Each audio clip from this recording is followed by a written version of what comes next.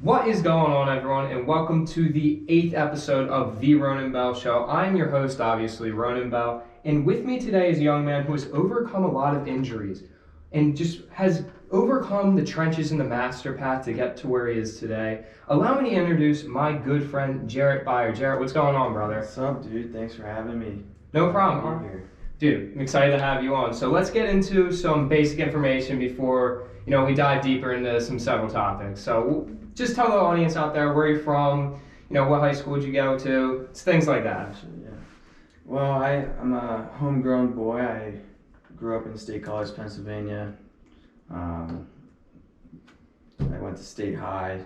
I haven't really left State College. As you can see, I'm here at Penn State.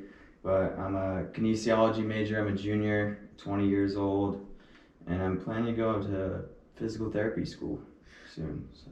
That's awesome. So, one thing that I like to talk about on the show is the high school path. So what did you exactly do in high school before coming to Penn State? High school,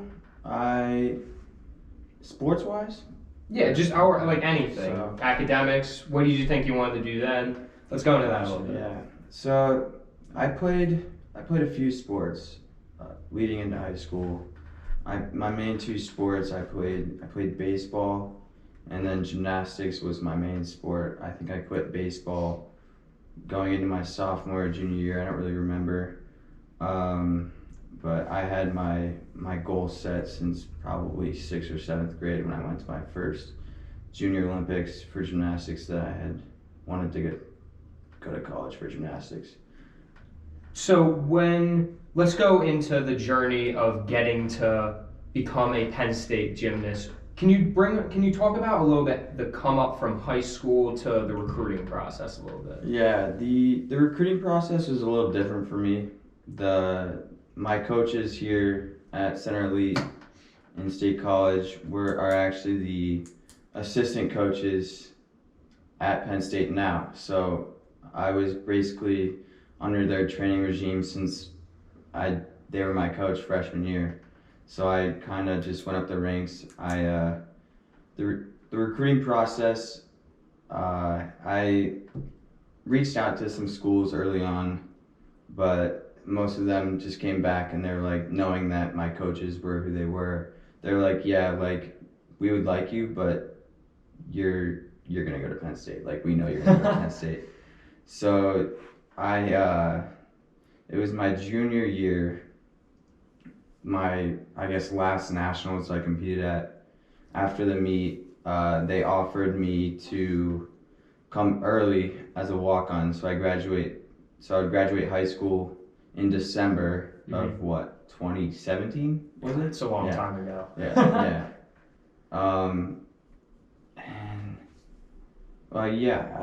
I committed pretty much right on the spot, probably a week after nationals, which was in May of my junior year, going into my senior year, right before the summer. Sense. Yeah. And so that fall, I had just worked on upgrades, and here I am. Yeah, so let's go into I know gymnastics is a little bit different of a sport than most people are aware of. Could you tell the listeners out there, when did you exactly start being a gymnast and, thinking that, maybe I want to do this in college? Yeah, I started gymnastics when I was 2 years old at a mommy and me class with my dad on Saturday mornings. But yeah, I was just a crazy child. I would always jump on the couch, and so I think my grandpa was a old gym teacher, gymnastics coach type of thing for the high school where they lived at. So I kind of got it in that way at Nittany Gymnastics, and I loved being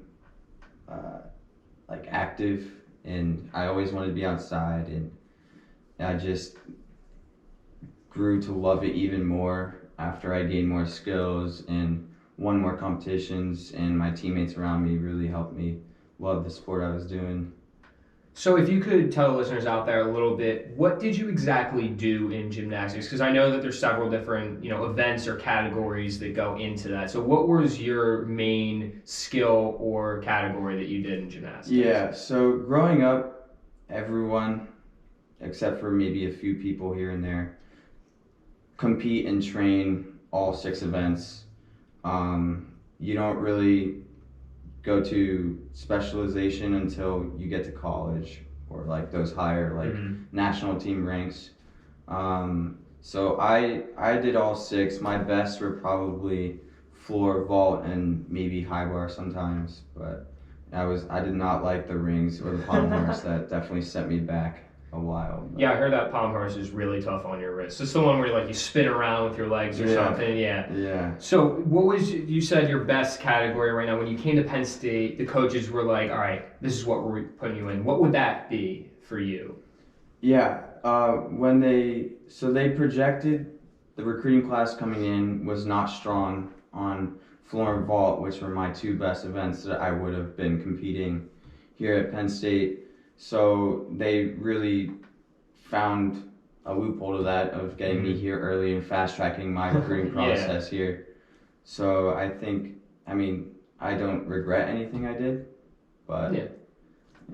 So what is the vault basically in floor? If you could just explain to the listeners out there. Is that the tumbling aspect? Floor is the tumbling. It's the big square floor. It's called floor exercise technically. But it depends. It's different between guys and girls. Okay. A little basics behind gymnastics. So you have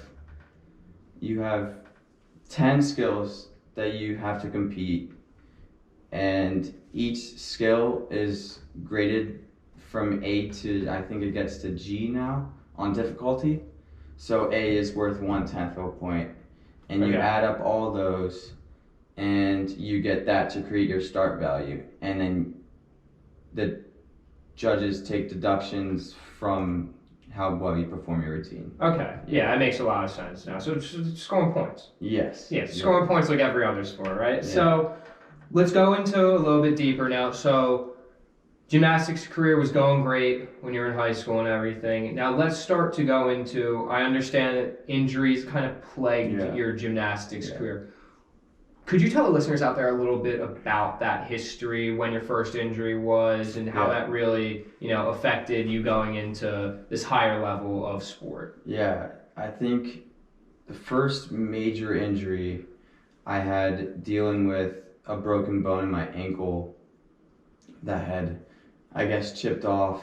I think I was in 8th or 9th grade when I had my first surgery. It had chipped off. It had been floating around. It bothered me the entire season. But that was a pretty minor surgery. I had just had that taken out. And then my second major injury was a labral tear in my shoulder. I had a slap tear from actually doing the rings. I was doing an iron cross. You don't like the rings. No. I was doing an iron cross and my shoulder kind of slipped out of its socket and sliced my labrum. But somehow I still competed at that meet and did fine. Overcome the pain. At that point, all the adrenaline's running through you, like, let's do it. Because my shoulders usually just go out and come back in, so I didn't really think of anything. But it was way worse than you thought it was at the time. And so I stayed pretty healthy. I think I had shoulder surgery going into my junior year, the summer before my junior year. Oh, of high school? Right. Yes, and that's where I started to hit my peak in gymnastics right before that shoulder surgery. So just learning how to come back from that and learning the therapy process makes it easier every time. And I think it was early November, right before I was about to enroll in Penn State. So after I had committed or anything, I had actually torn my meniscus in practice. I was doing a leg circuit and I went to stand up and my knee locked and I couldn't straighten it all the way. It didn't hurt, but I just felt it and I something knew, wasn't right when you pulled out. I could only bend my leg or straighten it so far. So I went to the doctor and actually I had the team doctor at Mount Indy for the gymnastics team. His name's Dr. Beyer. Really good. Recommend him. Shout out Dr. Beyer. Shout out Dr. Beyer. But yeah, he was very knowledgeable. He was a gymnast at Temple, so he knew kind of the injury process and how the training works. but yeah. Is that pretty much all the injuries that you've sustained, or just? No. Oh, That was only before college. but wait, there's more. I had so later in that November, I had my first knee surgery. So they tried to repair my meniscus because as a gymnast, there's lots of pounding, and your meniscus is there to kind of absorb shock a little bit in your knee. Yeah. So if you don't have that, it's just bone on bone. And as a gymnast, there's a lot of force coming down on that, especially as a floor and vault specialist like myself. So it's very important to try to repair that because there's not a lot of blood flow, and without blood flow, you can't, it won't grow back. Yeah, exactly. So that I was out for, I came to school on a scooter. I was on one of those go-kart things. Oh, so you were styling when you came. Oh yeah. I had a full leg brace, the leg like locked straight for months. It was not fun. And I think it was hard to feel like I was a part of the team when I wasn't training with them, and all I could do was a little bit of therapy for a few months.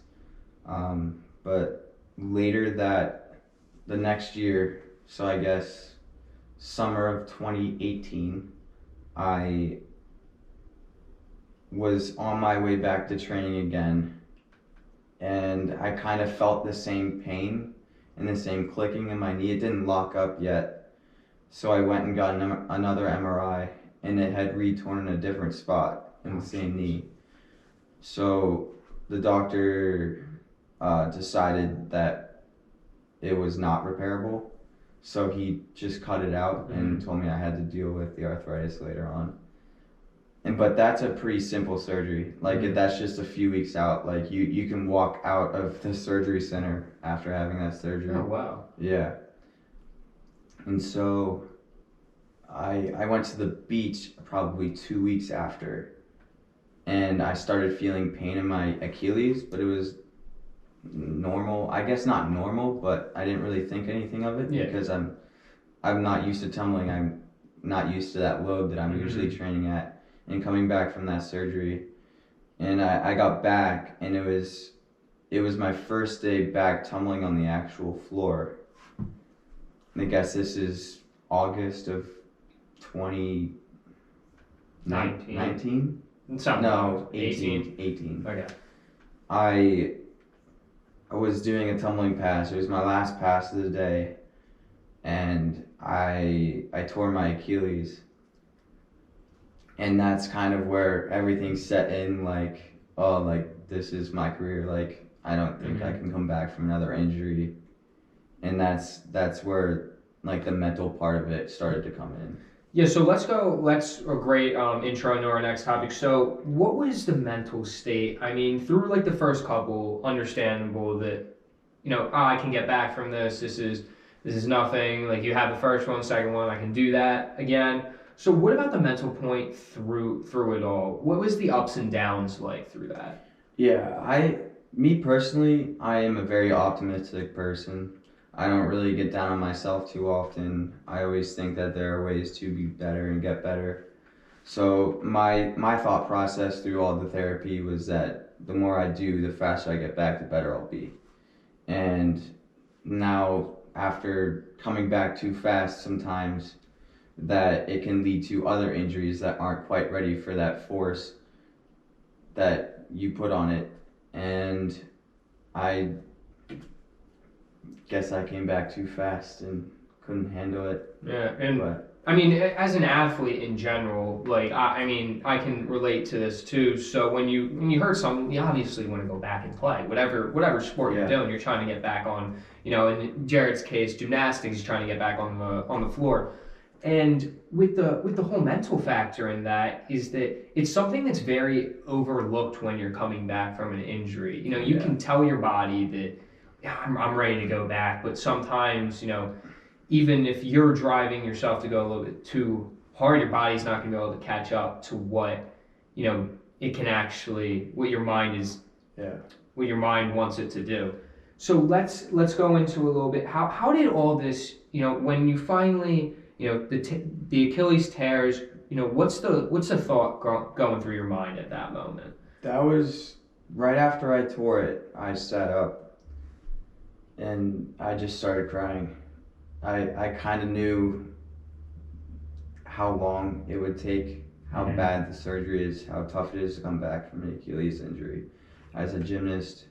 So that was the first time I've cried, and I'm not a crier. I'm not a very emotional person. But I cried. I knew it was going to happen. I knew it was going to be a hard, long road ahead of me. And a lot of people tried to console me, but I just kind of felt embarrassed. Like I just kind of useless at Penn State. I'm not doing anything to help the team other than encourage them using my voice. Yeah. But I'm not training. I'm not being at the best that I can be. So mentally, when that happens, obviously your body's in pieces. But how are we up in the mental state after that happens? I understand that you cry, but what about let's go like a week after you're starting to I have to get surgery again. I can't do what I've been loving to do for this long in my life. What was the mental state like that at that point? By then I was pretty content with going through another therapy process. I was ready for the challenge. My athletic trainer at the time, Allie, she's great. She was probably one of my best friends in the gym. I talked to her a lot about everything, and she helped me mentally and physically on how to take it easy and be smart at different phases during the therapy process. Yeah. So when you're going through, what was the lowest point in this whole injury process? What was that feeling like that, I talk about the master path a lot on the show, and what did you feel like the bottom of the trench was for you? Realizing coming back after my Achilles surgery.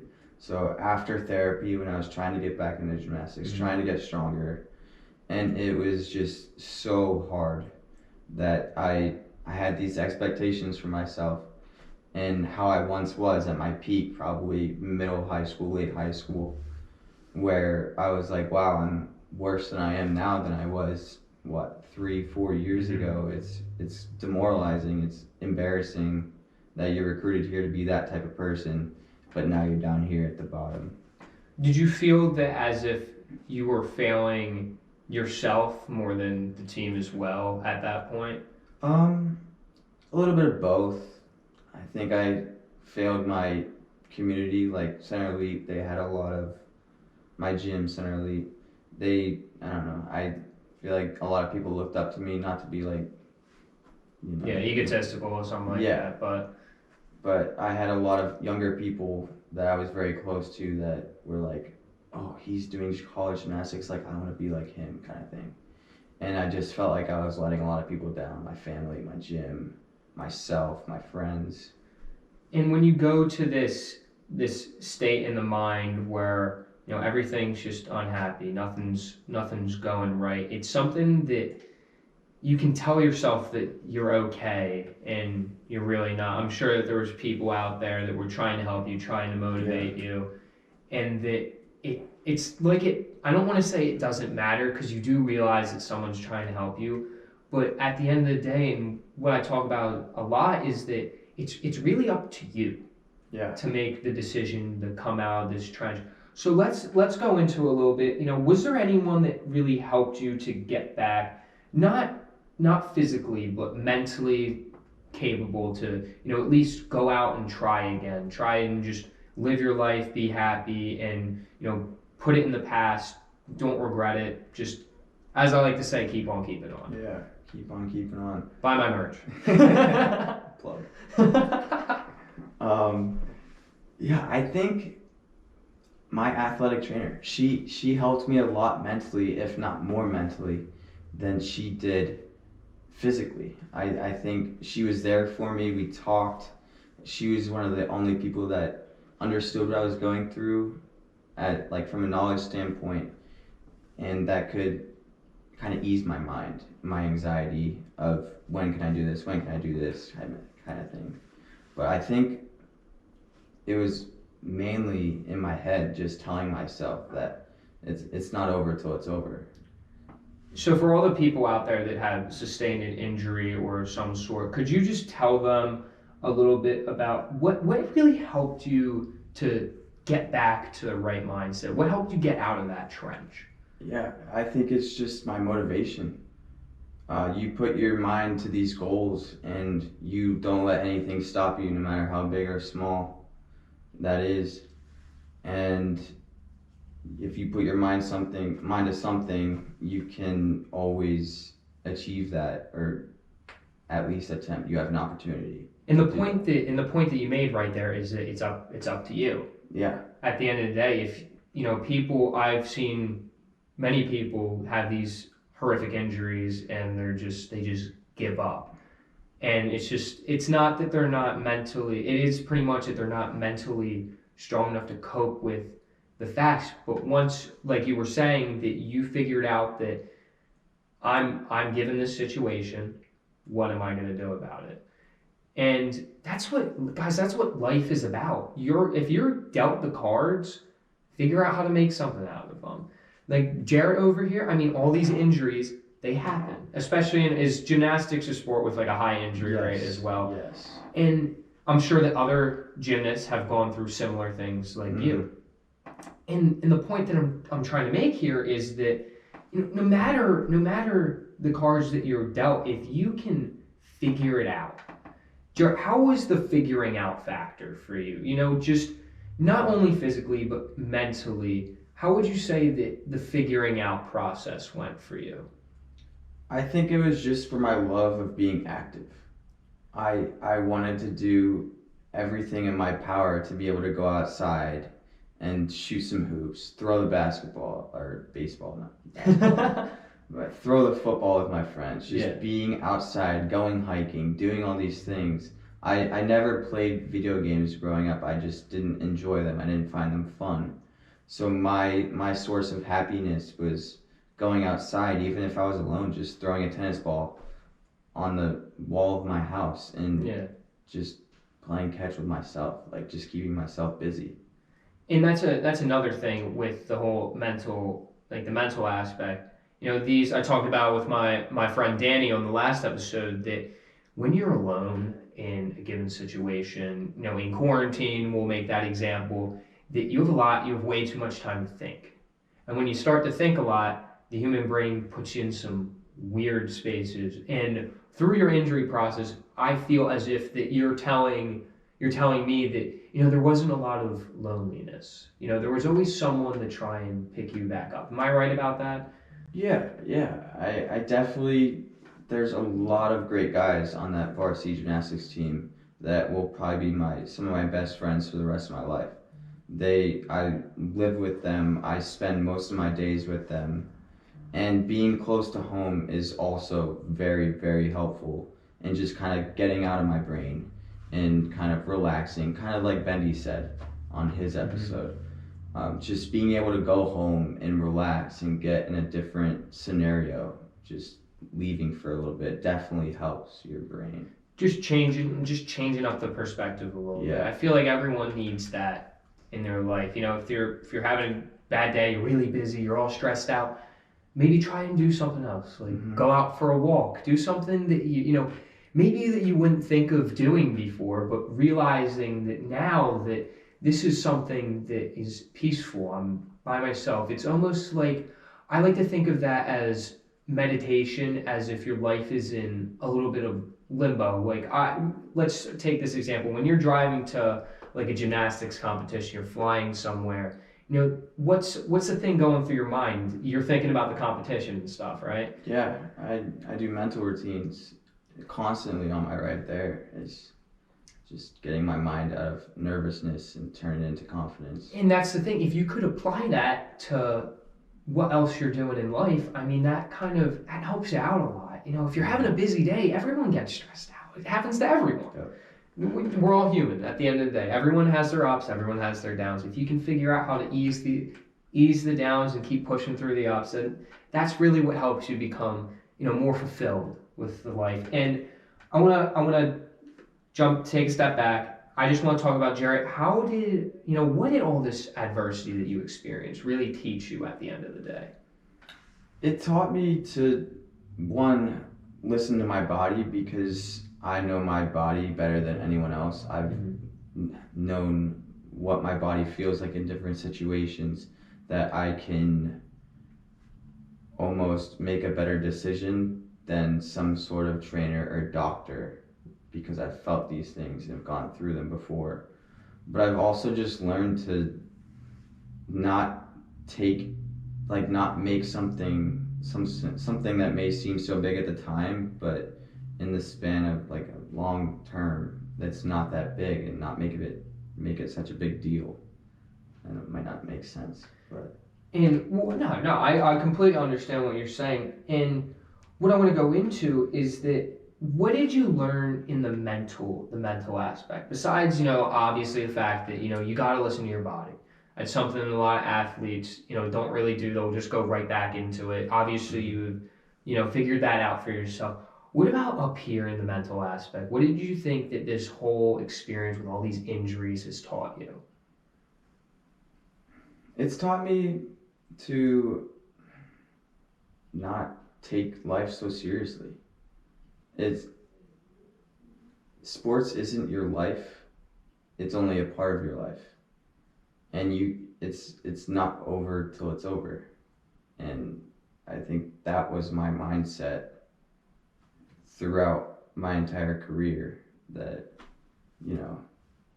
as many announcers call it, it's not over till the fat lady sings. And that's what I think more people need to realize, that, at the end of the day, you're still an athlete now, and we'll go into that a little bit later.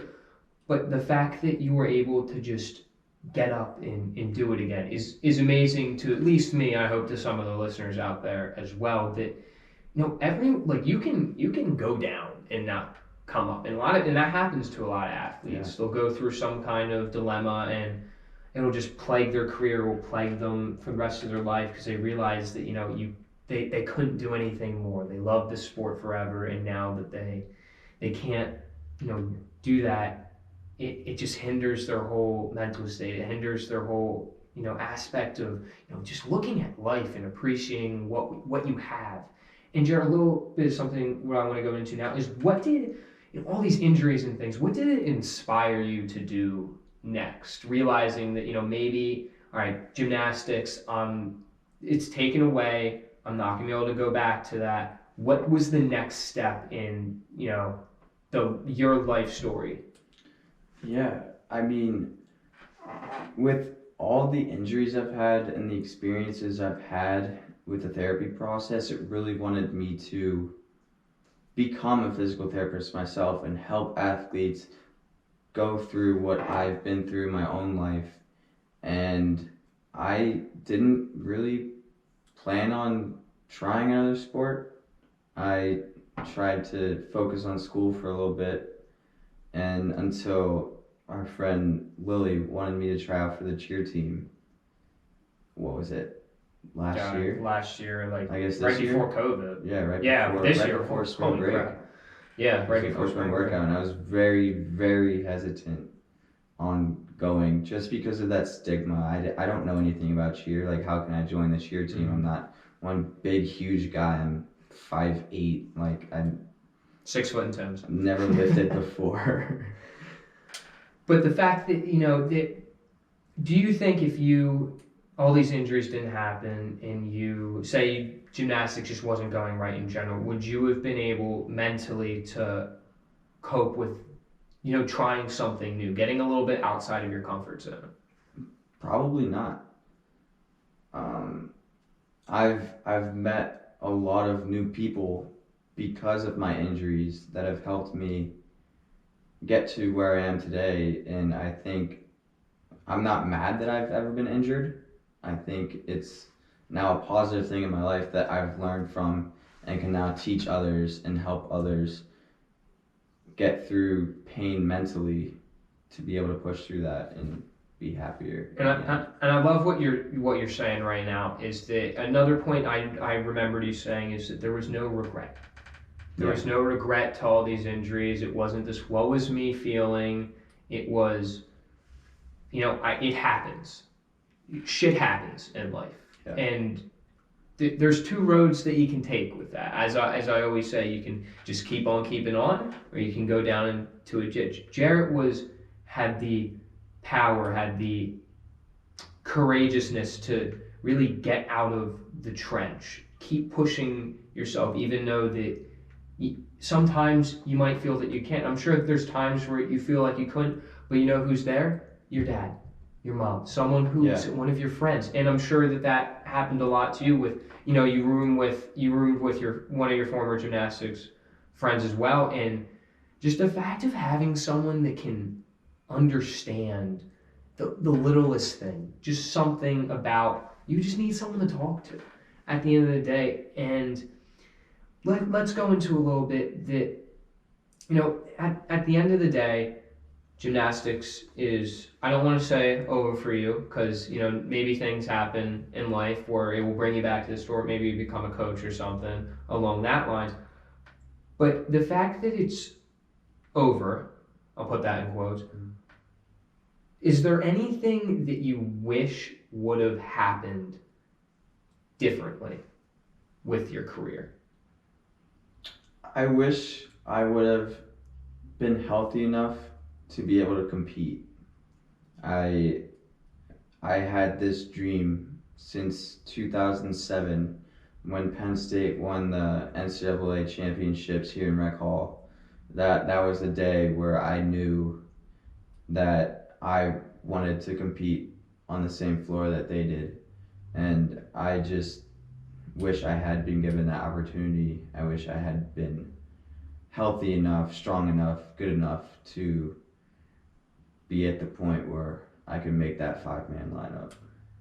And now looking back on this today, do you feel as if you're sad about not being able to get that opportunity?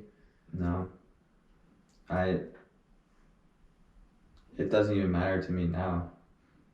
I feel as if that you get brought things that you don't realize. And, I know we were talking about cheerleading a little bit, and the fact that, some things that happen are for a reason. I don't want to say that I don't want to say that all these injuries happened to you for, the reason of joining the cheer team, but another aspect is that you just said that, now I want to become a physical therapist. Now Jaret wants to help other people. Yeah. And before, would you even have, that thought crossed your mind at all before all these injuries? No, I didn't know what I wanted to do until I started getting injured and was interested in the physical therapy process. And that, let's go into something a little bit deeper. So I understand that recently during the summer that your girlfriend got in a pretty bad car accident. Could you just tell the listeners out there a little bit about what happened for that? Yeah. It was late May during quarantine. My girlfriend Chloe and her twin and one of her older sisters were going on a trip to see their grandma for the weekend.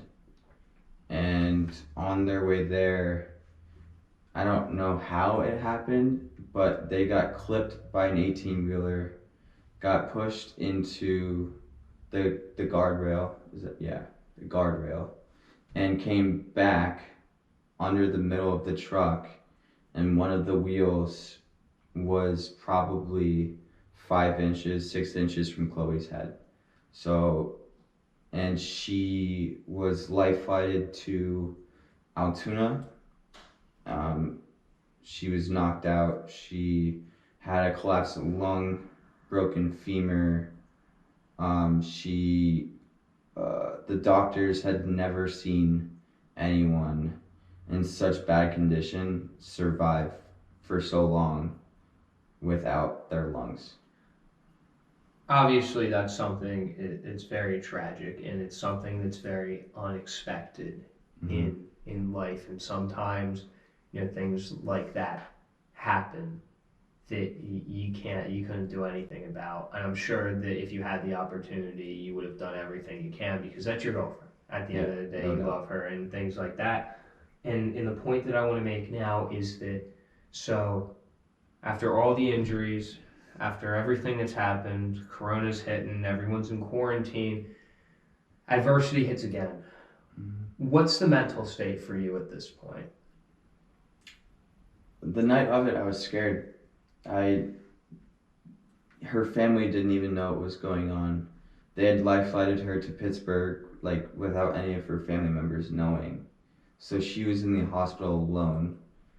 And because of COVID, there was only one parent allowed in the hospital at a time. And she was in a coma for probably a week or two, I think.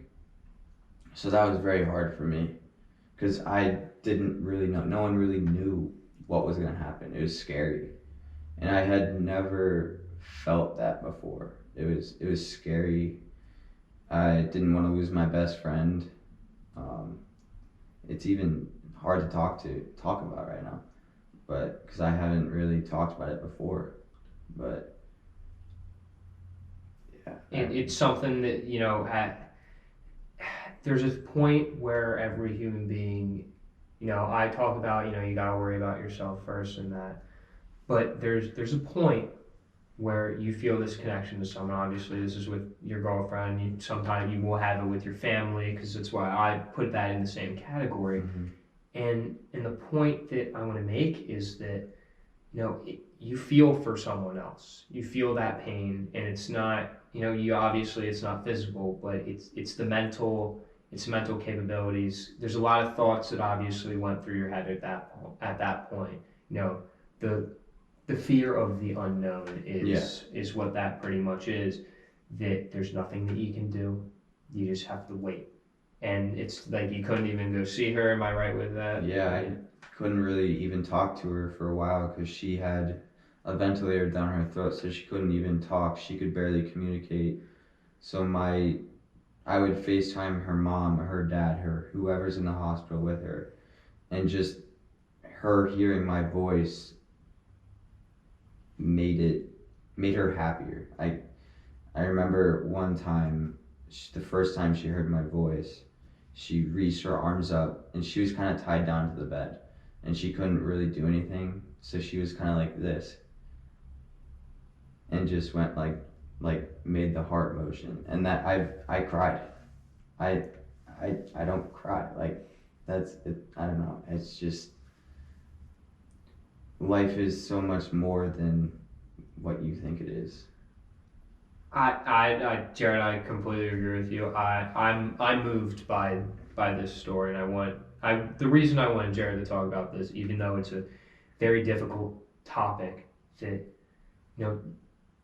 take this for what it is. Things happen. This was the most unexpected thing that Jared was probably thinking about. His girlfriend went to go. Would you say see your grandma? Yeah. And next thing you know, shit happens. She's in the hospital with a ventilator. And there's two things that you can do in that moment. Either one, fall into the pit. You're depressed. The universe is feeling this negative energy that you're putting out into it. Like, I don't know what's going to happen. Mentally, you just can't even cope with it. And two, you can think positive. I'm sure that the whole time when it first happened, thoughts are going through your mind, negative thoughts are going through your head. You're thinking worst comes worst case scenario. But what did you feel like after those thoughts came in? What was your next step? Was it the positive thoughts? My thoughts after she woke up or right after the accident? Well, let's go into this 2-week limbo that you didn't know. Yeah. What was going through your head during that time? Were you obviously nerves are a factor in it, but you were saying that just the sound of your voice made her feel better. What did that really, at the end of the day, how powerful was that to you at the end of the day? Super powerful. When I initially got the text that she was in an accident, not knowing how bad it was, and that she was being life-flighted, I kind of just left my house. I called one of our best friends, Lily, and I was like, hey, like, can I come pick you up? Like, I need to talk. Like, just need to go for a drive. And that never happens. And so I drove around for probably 2 hours that night, just not knowing what to do, the fear of the unknowns. And she was the only one I really talked to about it. I didn't really talk to my family about it. I was just scared, and I don't talk about my emotions well. So it was hard to say what I was feeling in my head. But. And obviously that no one is prepared for that conversation. No one's prepared for that mental state that you're falling into. And the point that I want to go into next is that after all this, you're realizing that I need to be strong for someone else rather than, before with all these injuries, someone else is being strong for you. How do you think that helped, all those injuries helped you feel that sense of, I need to do something more, I need to be strong for someone else? How do you think that you were able to do that? I think just through experience. With my somewhat knowledge of the medical field, I knew basically what her injuries were, and after I knew that her lungs were healing and her surgeries had been almost done for the most part, all the life-threatening ones, I now turned to that switch where, okay, what can I do to keep her on track, keep her towards her goals, motivate her, do whatever she needs to be done to get better as fast as possible. And the point that I want to make now is that, what's the state of your girlfriend right now? Obviously, you said, let's come out of the trash a little bit. Yeah. Jaret, how is your girlfriend now? She's doing really well. She is now walking. She was in a wheelchair for a while when she got home. She was probably in the hospital for 3 weeks, 3.5. So she was bedridden for a while, couldn't move, couldn't even go to the bathroom, couldn't change by herself. And now she's walking. She's doing physical therapy. She is now able to squat. She's trying to jog, but I keep yelling at her because it's too early.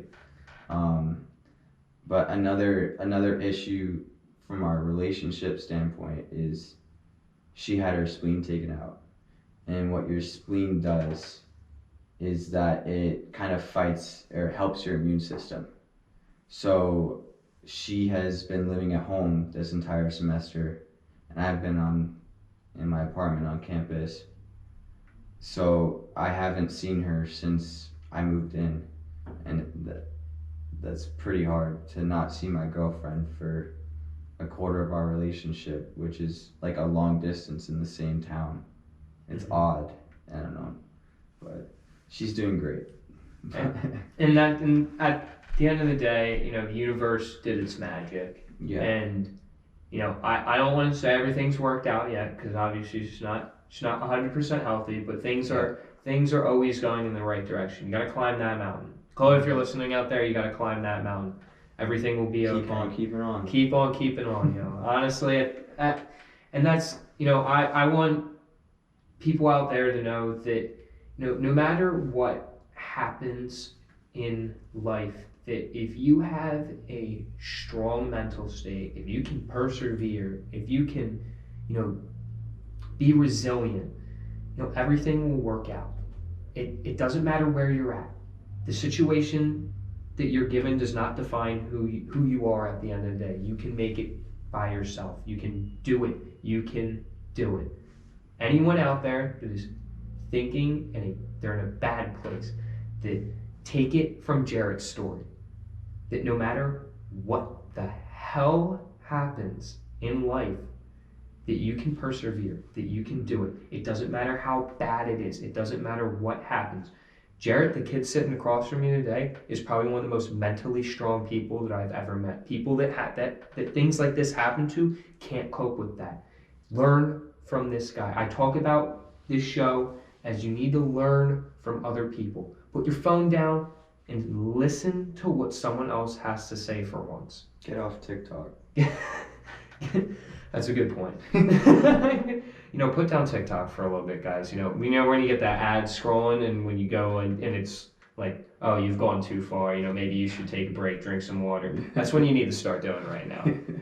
But in a more serious tone, that wisdom is something that you can't learn from a textbook. All the things that we talked about on the show is things that happen in life. Mm-hmm. That Jaret hasn't, before this all happened, Jaret wasn't experienced in it. Take it from Jaret. Anyone listening out there that's going through an injury, look at him now. He's doing okay. Everything's going all right. There were bumps in the road, obviously, but you can take those bumps and make a good thing out of it. Yeah. Doesn't mean that the bumps are going to bring you down forever. And I wanna before we go into the quote segment of the show, Jaret, I just want to ask you, through life so far, could you give the listeners out there one piece of advice that you've learned? Don't give up. It's not over. I keep saying it's not over till it's over, and I believe that. Like, there's always something you can do each day, no matter how bad you're feeling. You can always give 100% of what you have that day to push you to your goals. And it doesn't matter, if you wake up and you have a bad day, what do you do, Jaret? Fix it. Make it better. Who's it up to? End of the Yourself. day? You have the control to do whatever you want to do in life. It doesn't matter what situation you're given, the cards that you're dealt. I talk about that a lot.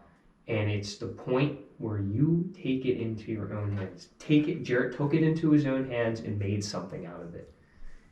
He has taught people. He has taught his girlfriend. All those injuries that Jaret went through, he was able to help his girlfriend out through the process that she was going to, because he experienced that. He learned from it. If anyone out there is going through something like Jaret, take it for him. He's doing okay. You keep the positive vibes. You keep the energy high. Everything's going to work out. Mm-hmm. Before I end the show, quote segment, as always, I like to end the show with a quote. Jaret, could you tell the listeners out there the quote that you brought in today? Yeah. So the quote I brought in is a quote from the Bible. It's from Philippians 4:13. It says, "I can do all things through him who gives me strength." And I really started to read more Bible quotes after I tore my Achilles. I was in a tough spot for a while. And I had that pinned up on my wall. And I'm not going through this alone. I can always push through whatever is going on in my life. And I feel like the point that you've made throughout this whole thing is that it's not over. And that quote kind of, always, do you still read that a lot as well? No matter what it is, that take it from him. It's not over until the fat lady sings. All right. So, Jaret, thank you so much for being on the show today. Thank you for sharing. Thank you for sharing your story. I hope that you can at least inspire one person out there to, maybe think a little bit differently in a bad time. If you're going through an injury right now, take from Jaret. Jaret, everything is going to be what? Better. Everything's going to be better. It's not the end. You can overcome it. Overcome the adversity. Be the 1% that does it. Why not you guys? Why not you? And Jaret, before I turn off the mics, is there anything that you'd like to plug before we go on with our day? I guess my Instagram. It's just my name, Jaret Beyer, no space. No 1R. space. There's an E in that as well. I One didn't R, get one that. C, BEYE. Yeah. It's okay, guys. If you didn't get that right, I didn't get that right the first time either. So, guys, to anyone listening out there, I just want to say, don't give up. You can keep going. Have a good rest of your day. And as always, y'all, just keep on keeping on.